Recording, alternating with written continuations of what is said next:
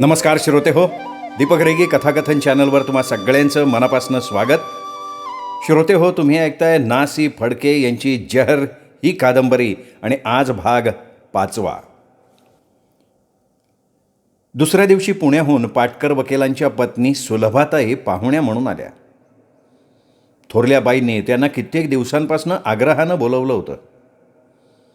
कारल्याची लेणी कुरुंदपासनं जवळ होती, ती बघण्यासाठी सुलभाताईंनी एकदा यावं अशी थोरल्या बाईंची इच्छा होती. ती पाहण्यासाठी सुलभाताईंनी नेहमी म्हटलं होतं, पण त्यांना येणं जमलं नव्हतं. आता त्या मुद्दाम आल्या होत्या. थोरल्या बाईंच्या घरी घोडागाडी होती. त्या गाडीतून सुलभाताईंना घेऊन जायचा बेत थोरल्या बाईंनी ठरवला.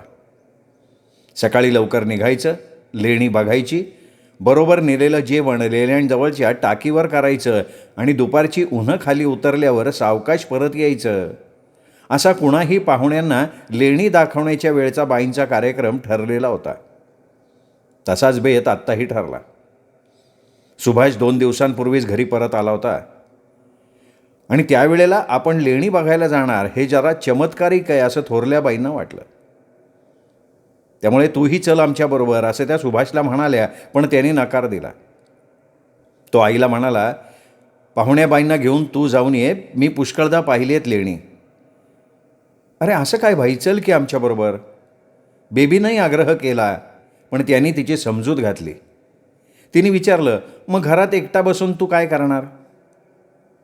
खरंच हा मोठा प्रश्न आहे बाबा, असं म्हणून त्यांनी तिचा पापा घेतला आणि तिच्याही शंकेचं निरसन करण्यासाठी त्यांनी सांगितलं, हे बघ, मी काही करणार नाही, मी फक्त निजून राहीन मजेत, फार दिवसांची झोप साचली आहे. बेबीने विचारलं, मग तिकडे नोकरीवर असताना निजत नव्हतास तू? सुभाष म्हटला, अगं कुठला निजतोय तिथे, जरा कुठे डोळा लागला की शत्रूचा हल्ला व्हायचा आणि मग झोपेतून खडबडून उठून तोफा डागायचं काम आम्हाला करायला लागायचं. तोफा म्हणजे मला खेळायला तोफ आणली आहेस तसल्याच ना? हो, अगदी हुबेहूब तसल्या. बेबीनं किंचित विचारमग्न झाल्यासारखी चर्या केली आणि मग म्हणाली, तू मला तोफ आणली आहेस खरं, पण शत्रू कुठे आणलायस? मग तोफ उडवून पिटाळायचं कोणाला? अरे चा, ही चूक झाली खरी माझ्या हातनं, आपण फिकीर नाही, एक शत्रू आणून देईन मी तुला. अगं शत्रूंना काय तोटा आहे का या जगात? असं म्हणून त्याने बेबीचा मुका घेतला. त्याच्या शब्दापेक्षा त्याच्या मुक्यानं बेबीचं समाधान झालं. जेवणाच्या वेळेला सुभाषनं आचार्याला विचारलं, काय रे, काशी आईबरोबर गेली नाही का? आचारी म्हणाला, नाही, थोरल्या बाई तिला म्हणाल्या चल, पण तिने सांगितलं पाय मुरगळलाय म्हणली तिचा, म्हणली माझ्याच्यानं चालणं कसं होईल. मग बाई म्हणाले तिला की बरं राहा घरी. ती निजून राहिली आहे का काय? नाही, लंगडत हिंडती फिरतीये, कामसुद्धा करते, पण अरे असा कुठे पाय मुरगळून घेतला तिने? काय कुठं कोण जाणे, काय सगळ्या मुलकाची धडपडी येते, हट्टी पण आहे. पाय शेक म्हणलं तर माझं ऐकते होय ती. सुभाष हसला. जेवल्यानंतर पलंगावर आराम पडून त्यांनी काही वेळ पुस्तक वाचलं, मग झोपण्यासाठी डोळे मिटले, पण त्याला झोप लागेना. तो पलंगावरनं उठला आणि खिडकीत गेला. त्याचा आदमास बरोबर होता. जी चाहूल त्याच्या कानी आली होती ती काशीचीच होती. पोपटाचा पिंजरा घासत होती ती. तिच्याकडे बघत तो उभा राहिला. एका विटकरीच्या तुकड्यानं पिंजऱ्याच्या तळाचा पत्रा ती घासत होती, त्यावर पाणी ओतत होती. पोपट काशी काशी असं म्हणत होता. मध्येच अंग भिजल्याच्या समाधानानं टुर्र टुर्र असे आवाज करत होता. त्याच्या अंगावर पाणी ओतताना, बोल रे पोपट, पोपट पंछी चतुर सुजाण, पढो प्रभाते श्री भगवान, अशा आर्जवी शब्दांनी काशी त्याचं कौतुकही करत होती. तिच्या साडीचे ओचे भिजले होते. अंगाखांद्याच्या भागावर आणि केसांवर पाणी शिंपडल्यागत पडलं होतं. पदर ढाळला होता, पण तिला त्याचं भान नव्हतं. मध्येच पोपटानं एकदम दोन्ही पंख पसरवून फडफडवले आणि भ्यायल्यासारखा आवाज काढला. काशी हसली आणि म्हणाली, हां, इतकं भ्यायला काय झालं तुला राघोराजा? पोपटानं आणखीन आवाज काढले, फडफड केली. काशीने इकडे तिकडे बघितलं. शेवग्या शेजारच्या भिंतीवर एक मोठा रानबोका बसलेला तिला दिसला. तू ऐसोय मेल्या, हा, तुला काय म्हणायचं? असं म्हणून तिने विटकरीचा तुकडा भिरकावला. तो गपदिशी बोक्याच्या पेकाटात बसला आणि एकदम उडी खाऊन तो बोका पळाला. काशी मोठमोठ्यांदा हसत सुटली. आणि त्याच क्षणी तिची नजर वरच्या खिडकीकडे गेल्यामुळे तिची आणि भाईची दृष्टादृष्ट झाली. तिने जीभ चावली, मान खाली घातली, दोन्ही पंज्यांनी तोंड झाकलं आणि क्षणभर ती तशीच उभी राहिली. मग तिने तोंडावरचे हात काढले पण वर नाही पाहिलं. खालच्या मानेनं वाकून तिने पिंजरा उचलला आणि ते जायला लागली. आवाज ऐकू आला. काशीनं जाता जाता मान वळवली, खिडकीकडे बघितलं. सुभाषनं खूण केली आणि ती बघितल्याबरोबर तिने डावा पंजा तोंडावर दाबला आणि नाही अशा अर्थाने मान हलवली आणि धूम पळत सुटली. दुपारचे 2-2:30 वाजले होते. वाड्यात सगळीकडे शांत झालं होतं. सुभाषच्या खोलीत वाऱ्याची मंद झुळूक येत होती. बाहेरच्या खोलीत चाहूल झाल्यासारखं त्याला वाटलं. तो दाराकडे गेला. बाहेर काशी उभी होती. त्यांनी झटकन तिचा हात धरला, तिला आत ओढलं. त्यांनी दार लावून घेतलं तेव्हा तिने उजवा हात तोंडावर ठेवला, मान जोरजोरात हलवली आणि घाबरलेल्या आवाजात म्हणाली, नको नको. पण सुभाषने तिला मिठीतच घेतलं. किती वाट बघितली तुझी, काय करत होतीस इतका वेळ? आता आचारी देवघरापुढे निजल्याशिवाय मी कशी येणार? आता निजला ना, 4 घटका झोप लागो बिचारेला देवाच्या कृपेनं. सुभाषच्या विनोदाचं काशीला हसू आलं नाही. सुभाषच्या मिठीचं जे सुख तिला मिळत होतं त्यासाठी ती अधीर झाली होती.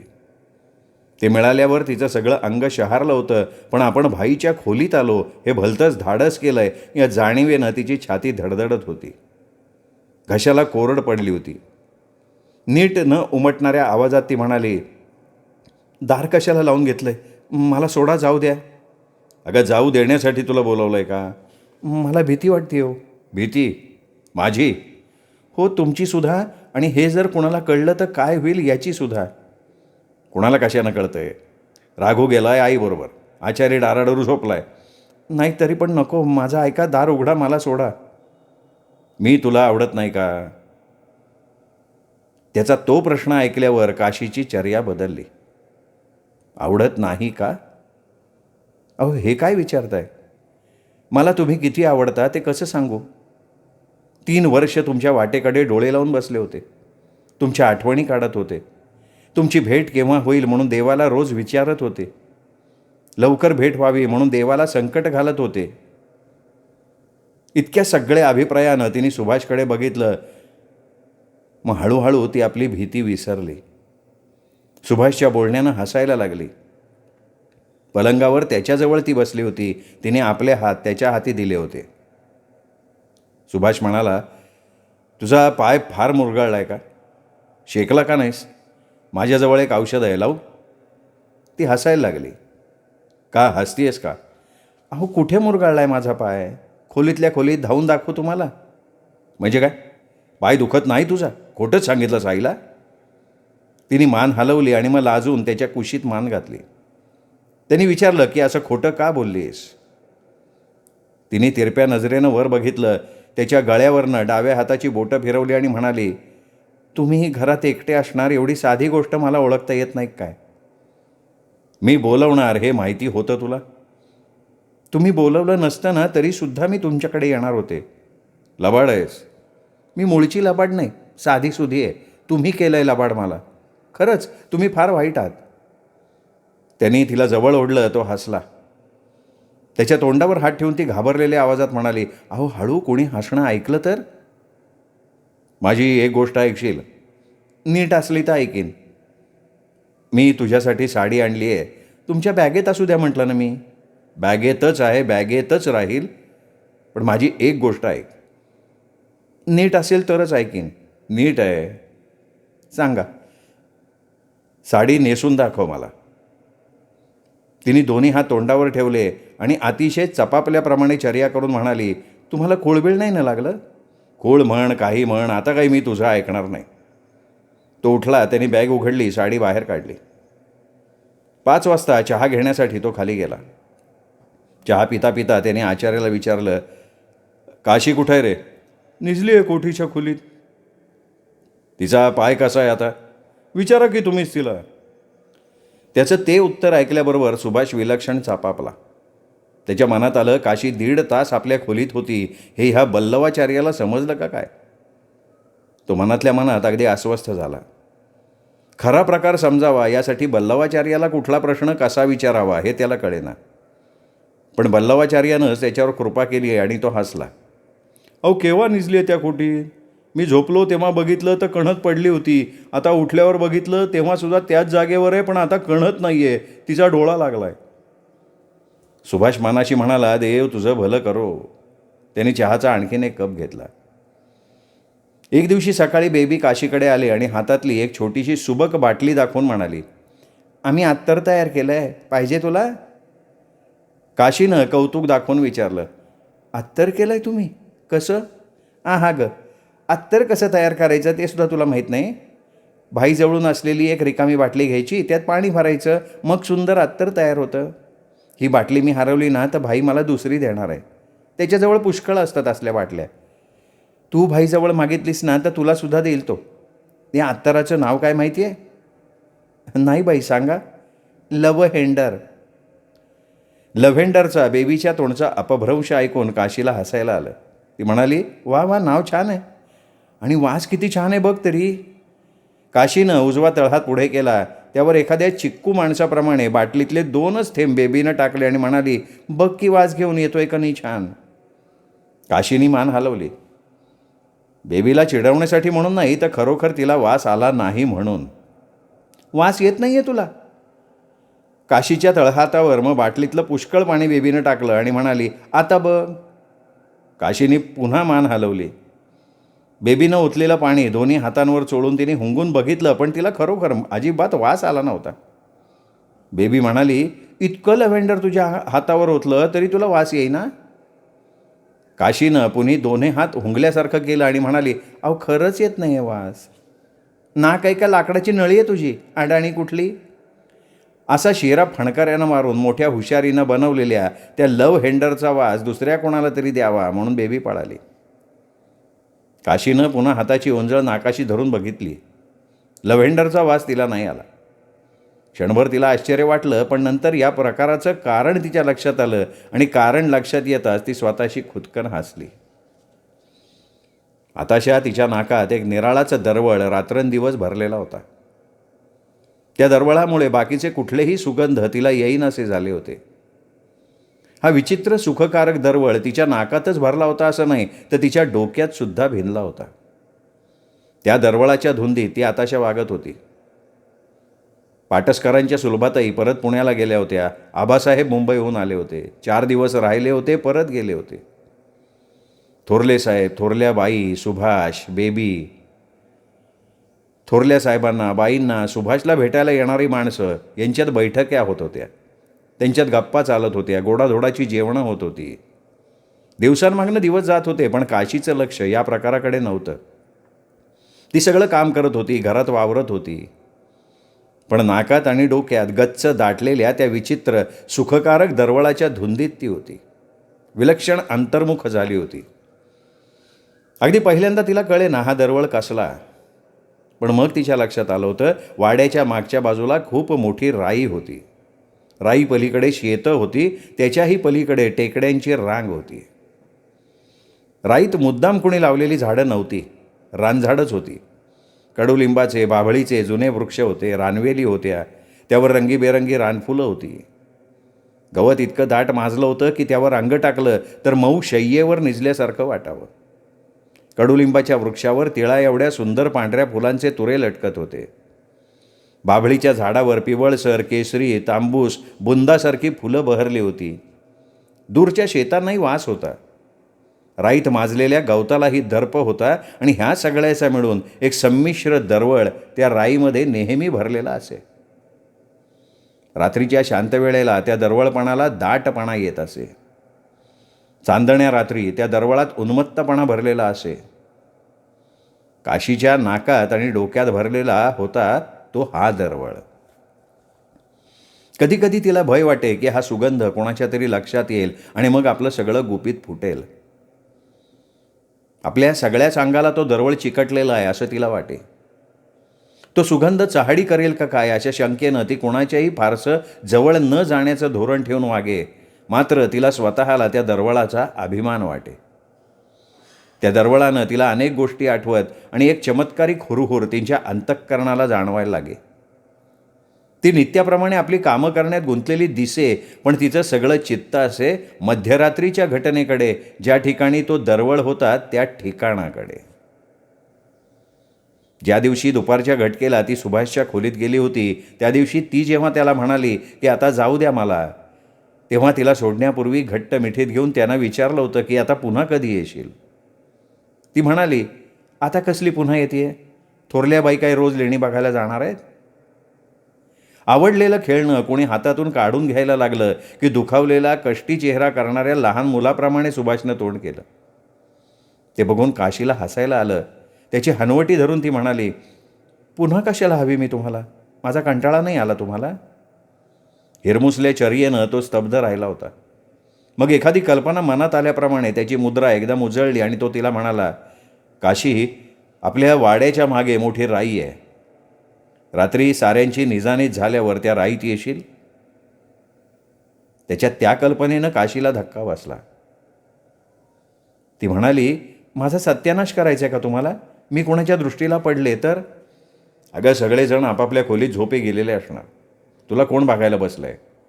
घरात जिकडे तिकडे निजानीत झाली की कोणी नाही बघायचं, हळू पावलांनी मागच्या परसात जायचं, आवाज न करता मागचं दार उघडायचं. नका हो असलं काही बोलू. सुभाषनं तिची पुष्कळ आर्जव केली. ती उठली, खोली बाहेर जायला लागली, तेव्हा तो हळूच म्हणाला, मध्यरात्री वाड्याच्या मागच्या राईत. ती मानेनच नाही म्हणाली. आणि तरीसुद्धा ती मध्यरात्रीच्या घटकेला वाड्याच्या मागच्या दारानं राईत गेली होतीच. तिने पाहिलं तर समोर गर्द राईच्या हिरव्या रंगावर माथ्यावर आलेल्या पूर्ण चंद्रानं चंदेरी वस्त्र पसरलं होतं. जिकडे तिकडे विलक्षण स्तब्धता होती. फुलांचा, पालवीचा कडू गोड उष्ण सुगंध वाऱ्याच्या झुळकेबरोबर अंगावरनं जात होता. त्या सुगंधानं तिची वृत्ती मोहरली होती, पण तिचं अंतःकरण विलक्षण धडधडत होतं. आपण हे केवढं धाडस करतोय अशा विचारानं तिचे हातपाय थरथर कापत होते आणि तरीसुद्धा दाट गवत तुडवत ती चाललीच होती.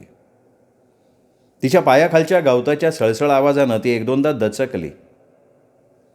तिची नजर सुभाषला शोधत होती. तो तिला चटकन दिसला नाही. तिच्या मनातही आलं की आपण आलो खऱ्या, पण तो आला नसला म्हणजे. पण तितक्या दूरच्या एका झाडाखाली मोठा काजवा चमकल्यासारखं तिला वाटलं. आणि तो काजवा नाही तर सुभाषच्या तोंडातल्या सिगरेटचा उजेड आहे हे लक्षात आल्यावर तिच्या मनातली शंका आणि भीती कमी झाली. घाईनं पावलं टाकत ती त्याच्याजवळ पुरती गेली न गेली तोच त्यांनी पुढे झुकून त्याला मिठीत घेतलं. तिचं भय, तिच्या शंका पुरत्या नाहीशा झाल्या. तो हळूच म्हणाला, आलीस? तीही हळूच म्हणाली, हो आले. मग तिला कसलं भान उरलं नाही. सारं रान चांदण्यानं न्हाऊन निघत होतं, दरवळानं भरलं होतं. दाट गवताच्या मऊ शय्येचा स्पर्श तिच्या अंगावर शहारे उठवत होता. रात्री मागून रात्री आल्या आणि तशाच गेल्याही. प्रहरानं उशिरा उगवणारा आणि कलेकलेनं कमी होणारा चंद्र काशीनी आणि सुभाषनी बघितला होता. वद्य दशमीच्या रात्री ती दोघं एकमेकांच्या मिठीतून दूर होऊन उभी राहिली. त्यावेळेस लालसर पिवळसर चंद्रकोर क्षितिज रेषेच्या वर सरकताना त्या दोघांनाही दिसली होती. आकाशाच्या कंगोऱ्यावर फाकू लागलेला तो सोनेरी प्रकाश बघता बघता दोघांनी एकमेकांच्या नजरेत नजर गुंतवली होती. दोघांचं हसू मिसळलं होतं. कोणी कुणाचा हात ओढला कोणास ठाऊक. वाड्यावर परत जाण्यासाठी निघालेली ती दोघंही पुन्हा गवतात खाली बसली. वर सरकता सरकता लालसर पिवळा रंग टाकून चंदेरी रंगानं खुलू लागणाऱ्या चंद्राची किमया ती दोघं बघत राहिली. दोघांनी एकदम माना वळवल्या, एकमेकांना बघितलं. काशी म्हणाली, पुढे काय? पुढे? कशाच्या पुढे? कशाच्या कसलं? मगाशी बोलत होता तसं आणखीन बोला ना. तुमचं बोलणं फार ऐकत बसावंसं वाटतं. तुमचं बोलणं म्हणालीस का? तुझं बोलणं असं म्हण. मला तुम्हाला एकेरी बोलवण्याची लाज वाटते, पण मला तेच जास्त गोड वाटतं ना. म्हण बरं, तुझं बोलणं. बरं, तुझं बोलणं फार ऐकावंसं वाटतं. काश्मीरच्या गमती सांग आणखीन. नुसती वर्णनं ऐकून काश्मीरच्या सृष्टी सौंदर्याची कल्पना तुला येणार कशी? तिथली शोभा नुसत्या शब्दांनी सांगता येण्यासारखी नाही, कळण्यासारखी नाही. ती प्रत्यक्ष डोळ्यांनी बघायला हवी. मग मला घेऊन जा तुझ्याबरोबर. येशील? नेशील? एकमेकांचे ते प्रश्न ऐकून त्यांनाच हसायला आलं. दोघांनाही कळत होतं की नेणं आणि जाणं दोन्ही गोष्टी अशक्य होत्या. पण तरी देखील जणू त्या सहज शक्य होत्या अशी खोटीच कल्पना करून गोडगोड बेत करायला काय हरकत होती. सुभाष सांगत होता, हो तुला घेऊन जाईन आणि जेहेलम नदीतल्या एखाद्या सुंदर हाऊसबोटीत तुला ठेवीन. माझ्या छावणीतून सवड काढून मी तुझ्याकडे येत जाईन. असाच चंद्र उगवेल. छोट्या शिकाऱ्यातनं मी येईन. तू माझी वाट बघत उभी असशील. हाऊसबोटीत चढून मोठमोठ्या सुंदर गुलाबांचे गेंद मी तुझ्या हातात देईन. मग ती आपल्या मनातले बेत सांगायला लागली. त्या गुलाब फुलांच्या टपोऱ्या पाकळ्या मी चंद्रावर उधळीन, जेहेलमच्या पाण्यात टाकीन आणि उरलेल्या साऱ्या पाकळ्या आपल्या अंथरुणावर पसरीन. तुझ्याजवळ हट्ट करून तू सांगतोस ना तसला काश्मीरी पोशाख करीन मी. तुला आवडेल तसला पोशाख? तुला आवडेल तर मला आवडेल. गळ्यात दागिने घालशील, कानात मोठी मोठी कुंडलं घालशील? हो, कारण तुझ्याबरोबर तिकडे आल्यावर मी हुबेहूब काश्मीरी दिसले नाही तर तू माझ्या मुठीत कसा राहशील? मग कुठे जाईन? तू सांगतोस ना काश्मीरी बायका फार सुंदर असतात. मला टाकून एखाद्या काश्मीरी बाई मागे लागला असतं मी काय करायचं? काय करायचं म्हणजे? मला जाऊ द्यायचं? अरे वा, जाऊ द्यायचं? मी तुला चावीन आणि घट्ट मिठी घालून धरून ठेवीन. तिने खरोखर त्याला धरलं आणि दंडाला छातीला ती चावे घ्यायला लागली. त्यांनी तिला जोरात मागे लोटली तेव्हा ती दाट गवतात उताणी पडली. तिने उठायचा प्रयत्न नाही केला. पडल्या पडल्या ती हसायला लागली. तो तिच्या अंगावर वाकला तेव्हा तिने आपले दोन्ही हात उंच केले. मग त्यांचं बोलणं बंद झालं. काशी काशी असे त्याच्या तोंडचे लाडीक स्वरातले शब्द आणि भाई भाई असे प्रेमानं ओथंबलेले आणि खोल निश्वासाबरोबर उमटल्यासारखे वाटणारे तिचे शब्द एकमेकात मिसळतच राहिले. ती दोघं परत निघाली तेव्हा चंद्रकोर पुष्कळ वर आली होती. आता तिच्या चंदेरी रंगाची झिलई अगदी झळझळत होती. एकमेकांच्या हातात हात गुंतवून ती दोघं गवताच्या गालीच्या वरनं पावलं टाकत होती. सगळं रान चांदण्याने न्हावून निघालं होतं. जिकडे तिकडे स्तब्धता भरलेली होती. फुलांचा आणि पल्लवांचा कडू गोड उष्ण संमिश्र सुगंध दशदिशात दरवळला होता. काशीच्या नाकात आणि डोक्यात भरून भिनला होता तो हाच दरवळ. ती घरात वावरत होती, माणसांशी बोलत होती, कामं करत होती. पण तिचं सगळं चित्त लागलेलं असे त्या दरवळाच्या जागेकडे, मध्यरात्रीच्या त्या प्रहराकडे. मुंबईला परत गेलेले आबासाहेब 8-10 दिवसांनी पुन्हा वाड्यावर आले. त्यांच्याबरोबर मुंबईचे कोणी पाहुणेसुद्धा आले. आबासाहेबांच्याच वयाचे नानासाहेब नावाचे गृहस्थ आणि जयमाला नावाची त्यांची 21-22 वर्षांची मुलगी. ही पाहुणे मंडळी कशासाठी आली होती याची काशीला काही कल्पना नव्हती. तिला एवढंच दिसत होतं की या दोन्ही पाहुण्यांची विशेष बडदास्त ठेवण्यासाठी थोरले साहेब आणि थोरल्याबाई दोघांची खटपट चालली होती. पाहुण्यांचं खाणं पिणं, त्यांची स्नानं, त्यांची झोपण्याची व्यवस्था या सगळ्या गोष्टी अगदी उत्तम प्रकारे व्हाव्यात म्हणून थोरल्याबाई स्वतः दक्षता घेत होत्या. काशी मनाशी एवढंच म्हणत होती की मुंबईची कोणी बडी माणसं दिसत आहेत. पण न्हाणी घरात ती बेबीला आंघोळ घालत होती तेव्हा बेबीनी तिला सांगितलं, आता आपल्या घरात खूप मज्जा व्हायची बरं का काशी. हो, मग जिलब्या, लाडू, चकल्या, करंज्या खूप खायला मिळणार आपल्याला. दारापुढे मोठा मांडव, पुण्याचा लष्करी बँड, मज्जा व्हायची आहे. मी तर आईजवळून जरीकाठी साडी मागून घेणार आहे. आई मला म्हणाली की तू करवली होणार. करवली म्हणजे काय गं काशी? तू सुद्धा हो बरं का करवली. आईकडून तुलासुद्धा जरीकाठी साडी देवीन मी. अगं बाई, काय कोणाचं लग्न बिग्न व्हायचं आहे काय? अगं खोळे, दुसऱ्या कोणाचं? आपल्या भाईचं लग्न व्हायचं आहे. त्या जयमाला ताई आल्या ना त्यांच्याशी. छान आहेत की नाही दिसायला? केसांची ऐट कशी करतात, तोंडाला लाल चुटूक रंग कसा लावतात, त्यांची नखंसुद्धा रंगवली आहेत, बघितलीस तू? आणि काय गं काशी, तू रडायला का लागली? अहो नाही, तुमच्या अंगाला साबण लावता लावता माझ्या डोळ्यात उडाला. पाणी मार डोळ्यावर. एवढं म्हणून बेबी थांबली नाही. तिने ओंजळीत पाणी घेतलं आणि ते काशीच्या डोळ्यावर फेकलं सुद्धा. अहो काय मला भिजवताय काय? बेबी मनापासनं हसली. काशीसुद्धा हसत सुटली. दिवसभर मनातलं दुःख लपवून काम करताना ती घटका पळं मोजत राहिली. मध्यरात्रीच्या प्रहराची वाट बघत राहिली. सुभाषशी भेट झाल्यावर त्याच्याशी कसं बोलायचं, काय बोलायचं, काही बोलायचं का काही बोलायचंच नाही ते मनाशी ठरवत राहिली. आज रात्री सुभाष कदाचित रानात येणारच नाही अशी सुद्धा शंका तिच्या मनात वरचेवर येत राहिली. आणि त्या शंकेला ती स्वतःच उत्तर देत राहिली की येईल, तो रोजच्याप्रमाणे येईल. मध्यरात्रीच्या प्रहरी ती रानात गेली. रोजच्या ठरलेल्या जागेकडे पावलं टाकायला लागली. रोज तो आधी आलेला असे. त्याच्या सिगरेटचं जळतं लाल टोक तिला दुरून दिसत असे, पण आज तिला ते दिसलं नाही. तरी ती झाडाकडे गेली. तिथे तो नव्हता तरी ती उभी राहिली. बऱ्याच वेळानं तिला वाटायला लागलं की आपल्या मनातली शंका खरी ठरणार, तो येणार नाही. आता कसला येतोय तो? माझ्यावर त्याचं खरं प्रेम आहे हा माझा नुसता वेडा भ्रम. पुरुषाची जातच बेईमान आणि बायकांची जातच मूर्ख.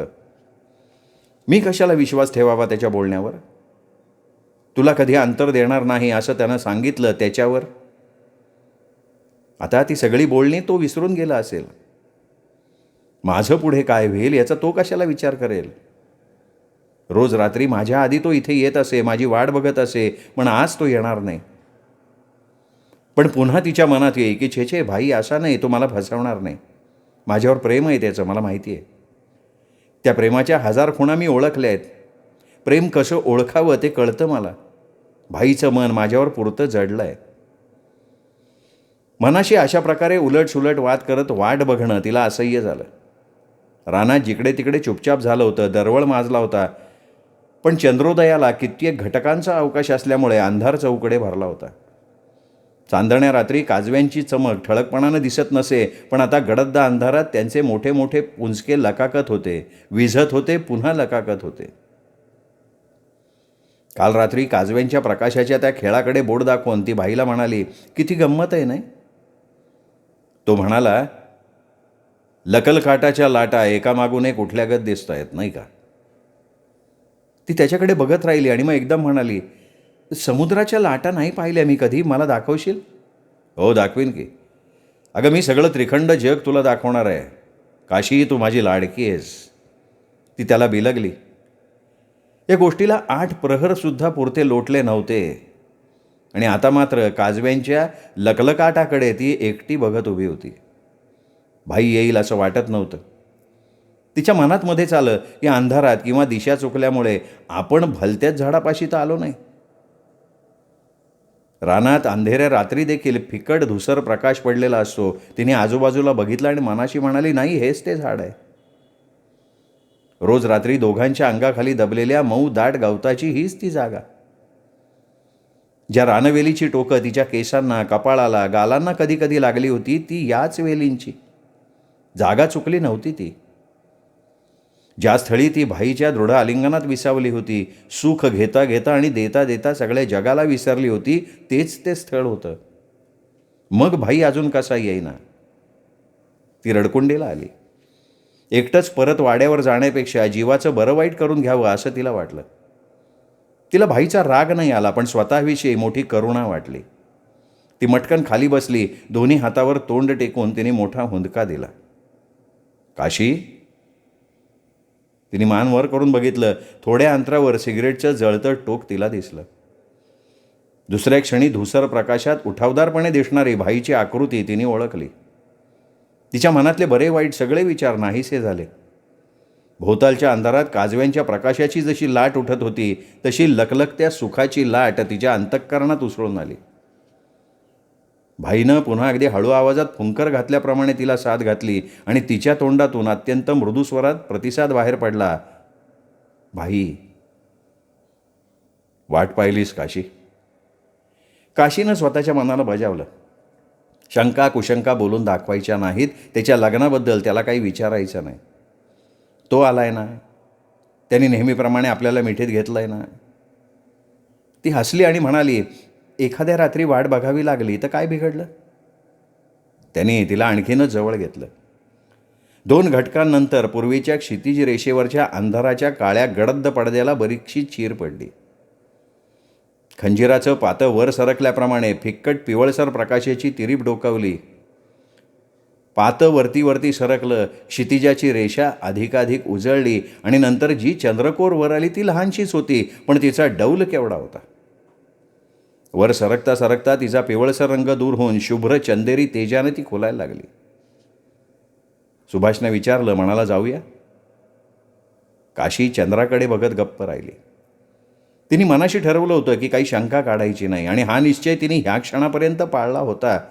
पण आता वाड्यावर परत जाण्याची वेळ आली तेव्हा तिचा निश्चय ढासळला. पण काय विचारावं, कसं विचारावं तिला कळेना. ती गप्प राहिली.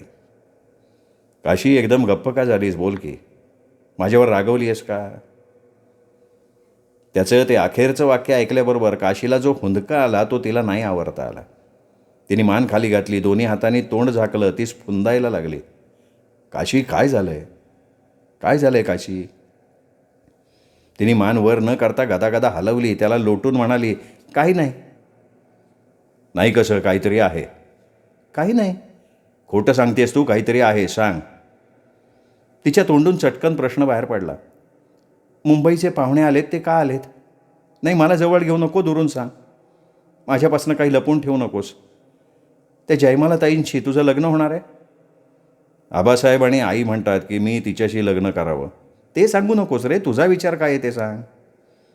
तुला जर माझी अडचण होणार असेल ना तर एवढंच कर, तू आपल्या हाताने मला विष दे, मी घेईन ते. तुझी वाट मोकळी करून टाकेन. तू दुसऱ्या कोणाचा होणार असशील ना तर मला जगणं शक्य नाही. मला अंतर दिलं असतं, याद राख. पुढे बोलणं अशक्य झालं तिला. हुंदके देता देता तिने एकदम झेप घेतली. दोन्ही हात त्याच्या गळ्याभोवती घातले. सुभाष म्हणाला, काहीतरीच काय वेड्यासारखी शंका. रडणं बंद कर. मी तुला कधीही अंतर देणार नाही. मला टाकलंस आणि दुसऱ्या कोणाचा झालास ना तर मी प्राण देईन, लक्षात ठेव. अगं पण असं अभद्र बोलायचं कारण काय? कारण एवढंच की त्या जयमालाताईंशी तुझं लग्न होणार असे सगळे म्हणतायत. अगं पण मी म्हटलं पाहिजे ना तसं. तो हसला आणि त्याचं हसणं ऐकून तिलाही हसू आलं. तिने विचारलं, उद्या रात्री भेटशील? हो. मी हवी आहे ना तुला? तिच्या प्रश्नाचं उत्तर त्याने शब्दांनी नाही दिलं. उठून रोजच्याप्रमाणे हातात हात गुंतवून वाड्याकडे परत जाताना दोघेही स्तब्ध होते. तुला कधीच अंतर देणार नाही हे सुभाषचे शब्द काशीच्या कानात घुमत होते आणि त्या शब्दांनी तिच्या अंतःकरणावर सुखाचा लेप चढत होता. सुभाषला सुद्धा स्वतःचे ते शब्द आठवत होते आणि मनाशी तो निश्चय करत होता, आपलं वचन खरं करायचं. आबासाहेबांना आणि आईला सांगायचं, मला इतक्यात लग्न करायचं नाही. ती दोघं रागवतील, रागवू देत. आपण मोकळे राहू आणि पुन्हा कधीतरी काशीबरोबर लग्न करणं आपल्याला शक्य होईल. काशीला कधी अंतर द्यायचं नाही. तो आपल्या विचारात होता, तीही आपल्याच विचारात होती. दोघेही काहीही न बोलता पावलं टाकत होती. आज चंद्राचा प्रकाश क्षीण आणि मंद होता. सगळं रान चांदण्याने न्हाल्यासारखं वाटत नव्हतं, पण उजळलं होतं. जिकडे तिकडे अगदी स्तब्ध होतं आणि फुलांचा आणि पल्लवांचा संमिश्र दरवळ चहूकडे भरलेला होता. श्रोते हो, हा होता नासी फडके लिखित जहर या कादंबरीचा भाग 5वा. 6वा भाग उद्या. तोपर्यंत नमस्कार मित्रो.